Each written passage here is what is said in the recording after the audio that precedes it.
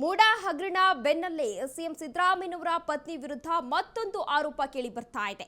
ಕೆಸರೆ ಆಲನಹಳ್ಳಿ ಆಯ್ತು, ಇದೀಗ ಮತ್ತೊಂದು ಸೈಟ್ ವಿವಾದ ಕೇಳಿ ಬರ್ತಾ ಇದೆ. ಮೂಡಾ ಹಗರಣ ಬೆನ್ನಲ್ಲೇ ಸಿಎಂ ಸಿದ್ದರಾಮಯ್ಯನವರ ಪತ್ನಿ ವಿರುದ್ಧ ಮತ್ತೊಂದು ಆರೋಪ ಕೇಳಿ ಬರ್ತಾ ಇದೆ. ಕೆಸರೆ ಆಲನಹಳ್ಳಿ ಆಯ್ತು, ಇದೀಗ ಮತ್ತೊಂದು ಸೈಟ್ ವಿವಾದ ಕೇಳಿ ಬರ್ತಾ ಇದೆ. ದಟ್ಟಗಳ್ಳಿ ಬಡಾವಣೆಯಲ್ಲಿ ನಿವೇಶನವನ್ನ ಕೊಂಡು ಮಾರಾಟವನ್ನ ಮಾಡಿದ್ದಾರೆ ಎನ್ನುವ ಆರೋಪ ಕೇಳಿ ಬರ್ತಾ ಇದೆ. ಲೋಕಾಯುಕ್ತಕ್ಕೆ ಮನವಿಯನ್ನ ಮಾಡಿದ್ದಾರೆ ಸ್ನೇಹಮಯಿ ಕೃಷ್ಣ ಅವರು. ಇದೀಗ ಆರೋಪವನ್ನ ಮಾಡಿದ್ದಾರೆ ಸಿಎಂ ಸಿದ್ದರಾಮಯ್ಯನವರ ಪತ್ನಿ ವಿರುದ್ಧ. ಮೂಡಾ ಹಗರಣ ರಾಜ್ಯದಲ್ಲಿ ಸಾಕಷ್ಟು ಸಂಚಲನವನ್ನ ಸೃಷ್ಟಿ ಮಾಡಿತ್ತು. ಇದೇ ವಿಚಾರಕ್ಕೆ ಸಂಬಂಧಪಟ್ಟಂತೆ ಈಗಾಗಲೇ ಸಿಎಂ ಸಿದ್ದರಾಮಯ್ಯ ವಿರುದ್ಧ ಸಾಕಷ್ಟು ನಾಯಕರು ವಾಗ್ದಾಳಿಯನ್ನ ನೀಡಿದ್ರು.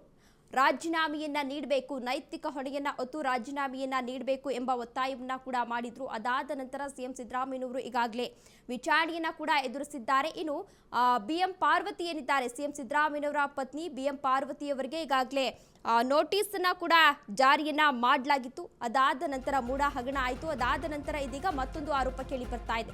ದಟ್ಟಗಳ್ಳಿ ಗ್ರಾಮದಲ್ಲಿ ಸಿಎಂ ಪತ್ನಿ 24 ಲಕ್ಷಕ್ಕೆ ಸೈಟ್ ಖರೀದಿ ಮಾಡಿದ್ದಾರೆ. 24 ಲಕ್ಷಕ್ಕೆ ಖರೀದಿ ಮಾಡಿ 1 ಕೋಟಿಗೆ ಮಾರಾಟವನ್ನ ಮಾಡಿದ್ದಾರೆ. 2008ರಲ್ಲಿ ಖರೀದಿ ಮಾಡಿ 2014ರಲ್ಲಿ ಮಾರಾಟವನ್ನ ಮಾಡಿದ್ದಾರೆ. 6 ವರ್ಷಗಳಲ್ಲಿ 75 ಲಕ್ಷ ಲಾಭವನ್ನ ಮಾಡಿಕೊಂಡಿದ್ದಾರೆ ಸಿಎಂ ಸಿದ್ದರಾಮಯ್ಯನವರ ಪತ್ನಿ ಎಂದು ಸಿಎಂ ಪತ್ನಿ ವಿರುದ್ಧ ಇದೀಗ ಸ್ನೇಹಮಯಿ ಕೃಷ್ಣ ಆರೋಪವನ್ನ ಮಾಡ್ತಾ ಇದ್ದಾರೆ. ದಟ್ಟಗಳ್ಳಿ ಗ್ರಾಮದಲ್ಲಿ ಸಿಎಂ ಪತ್ನಿ 24 ಲಕ್ಷಕ್ಕೆ ಒಂದು ಸೈಟ್ ಅನ್ನ ಖರೀದಿ ಮಾಡಿದ್ರು. 24 ಲಕ್ಷಕ್ಕೆ ಖರೀದಿ ಮಾಡಿ 1 ಕೋಟಿಗೆ ಇದೀಗ ಮಾರಾಟವನ್ನ ಮಾಡಿದ್ದಾರೆ. 2018ರಲ್ಲಿ ಆ ಸೈಟ್ ಅನ್ನ ಖರೀದಿ ಮಾಡಿದ್ರು ಎಂದು ಸ್ನೇಹಮಯಿ ಕೃಷ್ಣ ಇದೀಗ ಆರೋಪವನ್ನ ಮಾಡ್ತಾ ಇದ್ದಾರೆ. 80 ನಿವೇಶನವನ್ನು ಸಿದ್ದರಾಮಯ್ಯರು ಮೊದಲನೇ ಬಾರಿಗೆ ಮುಖ್ಯಮಂತ್ರಿ ಆಗಿದ್ದ ಸಂದರ್ಭದಲ್ಲಿ ಅಂದರೆ 1997ನೇ ಇಸ್ವಿಲಿ ಚಾಮುಂಡೇಶ್ವರಿ ಕ್ಷೇತ್ರ ಶಾಸಕರಾಗಿದ್ದಂತಹ ಎಂ ಸತ್ಯನಾರಾಯಣವರು ಮಂಜೂರಾತಿ ಮಾಡಿಸ್ಕೊಂಡು ಅಲ್ಲಿನ ಆಗಿನ ನಿಯಮದ ಪ್ರಕಾರ 10 ವರ್ಷಗಳ ಕಾಲ ಯಾರಿಗೂ ಪರಭಾರೆ ಮಾಡುವಾಗಿಲ್ಲ ಮತ್ತು ಮನೆ ಕಟ್ಟಲಿಲ್ಲ ಅಂದರೆ ಅವರಿಗೆ ಪ್ರಾಧಿಕಾರ ಕರೆಪತ್ರ ಕೊಡಾಗಿಲ್ಲ. ಆದರೆ ಈ ನಿಯಮನ ಉಲ್ಲಂಘನೆ ಮಾಡಿ ಕೇವಲ 5 ವರ್ಷ 5 ತಿಂಗಳ ನಂತರ ಅವರಿಗೆ ಮನೆ ಕಟ್ತಿದ್ರು ಕೂಡ ಕ್ರಯಪತ್ರ ಕೊಟ್ಟಿದ್ದಾರೆ. ಆ ಕ್ರಯಪತ್ರ ಆಧರಿಸಿ ಎಂ ಸತ್ಯನಾರಾಯಣವರು 2008ನೇ ಇಸ್ವಿಲಿ ಶ್ರೀಮತಿ ಪಾರ್ವತಿಯವರಿಗೆ 24 ಲಕ್ಷ ರೂಪಾಯಿ ಮಾರಾಟ ಮಾಡೋಂಥ ಕ್ರಯಪತ್ರ ದೊರೆತಿದೆ. ಇದಾದ ಕೇವಲ 6 ವರ್ಷಗಳಲ್ಲಿ ಅಂದರೆ 2014ರಲ್ಲಿ ಶ್ರೀಮತಿ ಪಾರ್ವತಿಯವರು ಶ್ರೀಮತಿ ಸುಲೋಚನಾ ಪಿ ರಮೇಶ್ ಅಂದರೆ ರಮೇಶ್ ಅವರು ಕೂಡ ಕಾಂಗ್ರೆಸ್ ಮುಖಂಡರು, ಅವರ ಹೆಂಡತಿ ಶ್ರೀಮತಿ ಸುಲೋಚನಾ ಅವರ ಹೆಸರಿಗೆ 1 ಕೋಟಿ ರೂಪಾಯಿಗೆ ಮಾರಾಟ ಮಾಡಿದೆ ಅಂತೇಳಿ ಕ್ರಯಪತ್ರ ನೋಂದಣಿ ಮಾಡಿಕೊಡಿದ್ದಾರೆ. ಸೊ ಇದ್ರ ಬಗ್ಗೆ ಲೋಕಾಯುಕ್ತ ಅಧಿಕಾರಿಗಳು ಯಾಕೆ ತನಿಖೆ ಮಾಡಿಲ್ಲ? ಇದನ್ನೆಲ್ಲ ಗಮನಿಸಿದಾಗ ತನಿಖಾಧಿಕಾರಿಗಳು ಏಕಪಕ್ಷೀಯವಾಗಿ ನಡ್ಕೊಳ್ತಾ ಇದ್ದಾರೆ. ನನ್ನ ದೂರದಲ್ಲಿರುವ ಸಮಗ್ರ ವಿಚಾರಗಳ ಸಂಬಂಧಪಟ್ಟಾಗೆ ಸಮಗ್ರ ತನಿಖೆ ನಡೆಸಲು ಅಂತ ಕಂಡುಬರ್ತದೆ. ಹಾಗಾಗಿ ಇವತ್ತು ನಾನು ಈ ದಾಖಲಾತಿಗಳೊಂದಿಗೆ ಒಂದು ಮನವಿ ಪತ್ರ ಕೊಟ್ಟಿದ್ದೀನಿ. ಮತ್ತು ಇಲ್ಲೆಲ್ಲದಕ್ಕಿಂತ ಮುಖ್ಯ ಗಮನಿಸಬೇಕಾದ ಮತ್ತೊಂದು ವಿಷಯ ಏನಂದರೆ, ಏನು ಇಂದಿನ ಮೂಡಾದ ಆಯುಕ್ತರಾಗಿದ್ದ DB ನಟೇಶ್ ಅವರು ಒಂದು ಅಧಿಕೃತ ಆದೇಶವನ್ನು ಮಾಡಿದರೆ, ಅದನ್ನು ಗಮನಿಸಿದಾಗ ರಿಟ್ ಅರ್ಜಿ ಸಂಖ್ಯೆ 15/16ರಿಂದ 15/16/2016ವರೆಗಿನ ಪ್ರಕರಣದಲ್ಲಿ ಅಂತಿಮ ತೀರ್ಪು ನೀಡಲಾಗಿದೆ. ಅದರ ಪ್ರಕಾರ ನಾನು ನಿವೇಶನ ಕೊಡಿಂದ ಆದೇಶ ಮಾಡಿದ್ದಾರೆ.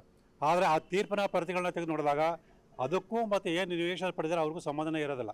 50-80 ಇದಿಷ್ಟು ಸ್ನೇಹಮಯಿ ಕೃಷ್ಣ ಅವರು ಹೇಳ್ತಾ ಇರುವಂತಹ ಆರೋಪ ಆಗಿದೆ. ಮೂಡಾ 50-50 ಹಗರಣ ವಿಚಾರ ಲೋಕಾಯುಕ್ತದಲ್ಲಿ ನಾನು ಈಗಾಗಲೇ ಪ್ರಕರಣವನ್ನ ದಾಖಲಿಸಿದ್ದೇನೆ ಎಂದು ಸ್ನೇಹಮಯಿ ಕೃಷ್ಣ ಅವರು ಹೇಳಿಕೆಯನ್ನ ನೀಡ್ತಾ ಇದ್ದಾರೆ. ಇದೇ ವಿಚಾರಕ್ಕೆ ಸಂಬಂಧಪಟ್ಟಂತೆ ಹೆಚ್ಚಿನ ಡೀಟೇಲ್ಸ್ ಅನ್ನ ನೀಡಿದ್ದಾರೆ ನಮ್ಮ ಪ್ರತಿನಿಧಿ ಸಂದೀಪ್.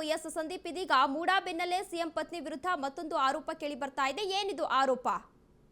ತೇಜಸ್ವಿನಿ, ಏನು ಸಿಎಂ ಪತ್ನಿ ವಿರುದ್ಧ ಮತ್ತೊಂದು ಆರೋಪವನ್ನ ಮೂಡಾ ಹಗರಣದ ವಿರುದ್ಧ ಹೋರಾಟವನ್ನ ಮಾಡ್ತಾ ಇರ್ತಕ್ಕಂಥ ದೂರದರ ಸ್ನೇಹಮಯಿ ಕೃಷ್ಣರವರು ಮಾಡಿರ್ತಕ್ಕಂತಹದ್ದು. ಆ ಕೆಸರೆ ಹಾಲಿನಲ್ಲಿ ಬಳಿಕ ಈಗ ದಟ್ಟಗಳ್ಳಿ ಬಡಾವಣೆಯಲ್ಲಿ ಆ ಒಂದು ಬಹು ಬೆಲೆ ಬಾಳುವಂತಹ ನಿವೇಶನವನ್ನ ಸಿಎಂ ಪತ್ನಿ ಆಗಿರ್ತಕ್ಕಂಥ ಪಾರ್ವತಮ್ಮನವರು 2008ರಲ್ಲಿ 24 ಲಕ್ಷಗಳಿಗೆ ಕೊಂಡು 1 ಕೋಟಿಗೆ ಮಾರಾಟವನ್ನ ಮಾಡಿದ್ದಾರೆ. ಈ ಸತ್ಯನಾರಾಯಣ ಎಂಬವರಿಂದ ಈ ಒಂದು ಜಮೀನನ್ನ ಖರೀದಿ ಮಾಡಿದ್ದಾರೆ. ಸುಮಾರು 5338 ಸ್ಕ್ವೇರ್ ಫೀಟ್ ಅಳತೆ ಒಂದು ಸೈಟ್ ಇದಾಗಿರ್ತಕ್ಕಂತಹದ್ದು. ಈ ಒಂದು ಸೈಟ್ ಅನ್ನ ಕೊಳ್ಳಿಕ್ಕೆ ಪಾರ್ವತಮ್ಮನವರಿಗೆ ಹಣ ಎಲ್ಲಿಂದ ಬಂತು ಅನ್ನುವಂತ ವಿಚಾರವನ್ನ ಕುರಿತು ಮತ್ತು 1 ಕೋಟಿ ಮೌಲ್ಯಕ್ಕೆ 1 ಕೋಟಿಗೂ ಅಧಿಕ ಹಣಕ್ಕೆ ಇದನ್ನ ಮಾರಾಟ ಮಾಡಿದ್ದಾರೆ. ಇದೆಲ್ಲದರ ಕುರಿತು ತನಿಖೆಯನ್ನ ಮಾಡಬೇಕು. ಅಂದ್ರೆ ಏನಾದ್ರೂ ಸಿದ್ದರಾಮಯ್ಯನವರು ಸಲ್ಲಿಸಿರ್ತಕ್ಕಂಥ ಚುನಾವಣಾ ಅಫಿಡೇವಿಟ್ ನಲ್ಲಿ ಇದರ ಉಲ್ಲೇಖ ಇದೆಯಾ, ಈ ಒಂದು ಸೈಟ್ ಇದೆ ನಮ್ಮ ಬಳಿ ಅನ್ನುವಂತಹದ್ದು ಉಲ್ಲೇಖ ಇದೆಯಾ ಅನ್ನುವಂತ ವಿಚಾರಗಳ ಕುರಿತು ತನಿಖೆಯನ್ನ ಮಾಡಬೇಕು. ಹಾಗೂ ಮತ್ತೊಂದು ವಿಚಾರವನ್ನ ಮನವಿಯಲ್ಲಿ ಉಲ್ಲೇಖ ಮಾಡಿರ್ತಕ್ಕಂಥದ್ದು, ನಾನು 50-50 ಹಗರಣದ ಸಮಗ್ರ ತನಿಖೆಗೆ ಆಗ್ರಹಿಸಿದ್ರೆ ಲೋಕಾಯುಕ್ತದವರು ಸಿದ್ದರಾಮಯ್ಯನವರ 14 ಸೈಟ್ಗಳ ಕುರಿತು ಮಾತ್ರವೇ ಒಂದು ತನಿಖೆಯನ್ನು ನಡೆಸ್ತಾ ಇದ್ದಾರೆ. ಇದರಿಂದ ಬೇರೆ ಬೇರೆ 50-50 ಹಗರಣದಲ್ಲಿ ಫಲಾನುಭವಿಗಳಾಗಿರ್ತಕ್ಕಂಥ ಬೇರೆ ಬೇರೆಯವರು ತಪ್ಪಿಸಿಕೊಳ್ಳೋದಿಕ್ಕೆ ಇವರೇ ಅಂದ್ರೆ ಲೋಕಾಯುಕ್ತದವರೇ ಅನುವು ಮಾಡ್ಕೊಳ್ತಾ ಇದ್ದಾರೆ. ಈ ಎಲ್ಲದರ ಕುರಿತು ಸಮಗ್ರ ವರದಿಯನ್ನ ಸಲ್ಲಿಸಬೇಕು ಅನ್ನುವಂತ ನಿಟ್ಟಿನಲ್ಲಿ ಕೂಡ ಮನವಿಯನ್ನ ಮಾಡ್ಕೊಂಡಿರ್ತಕ್ಕಂಥದ್ದು. ಈಗಾಗಲೇ ಲೋಕಾಯುಕ್ತದವರು ಎಡಿಜಿಪಿಗೆ ಅಂತಿಮ ವರದಿಯನ್ನ ಸಲ್ಲಿಸಿದ್ದಾರೆ ಅನ್ನುವಂತ ಮಾಹಿತಿಗಳು ಕೂಡ ಇರ್ತಕ್ಕಂಥದ್ದು.